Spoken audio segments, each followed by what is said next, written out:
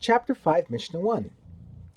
This chapter continues the previous chapter's discussion about one person, the mudar, who is forbidden by a neder to have benefit from another person, the madir.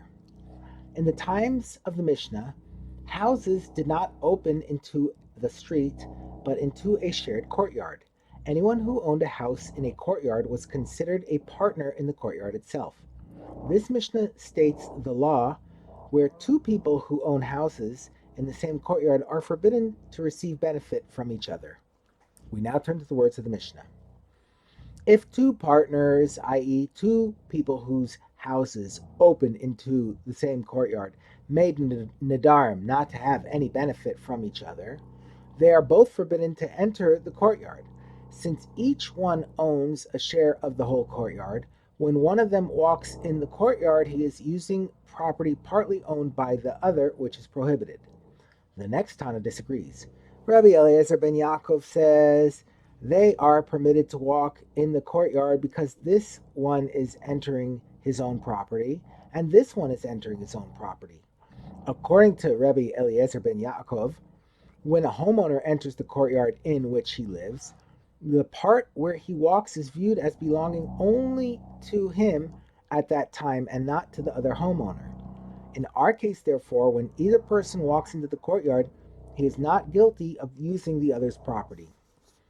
A ruling accepted by both Tanaim.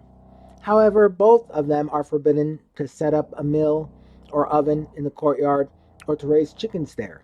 Even according to Rabbi Eliezer ben Yaakov, each homeowner in a courtyard has the right to stop the other homeowners from doing these things in it.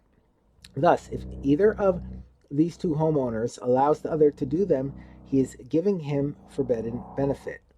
The Mishnah presents the same dispute in a slightly different situation.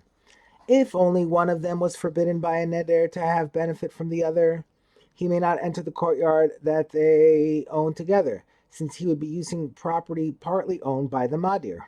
But Rabbi Eliezer ben Yaakov says he is permitted to use the courtyard because he can say to the other, I am entering my property, I am not entering your property. As explained above, Rabbi Eliezer ben Yaakov holds that when a homeowner uses the courtyard, he is considered the only owner of the section he occupies at that time.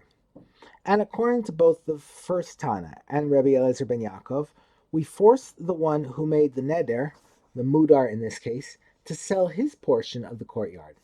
There is concern that when the mudar sees the madir using the courtyard, which the madir is permitted to do, the mudar might forget his neder and use it as well.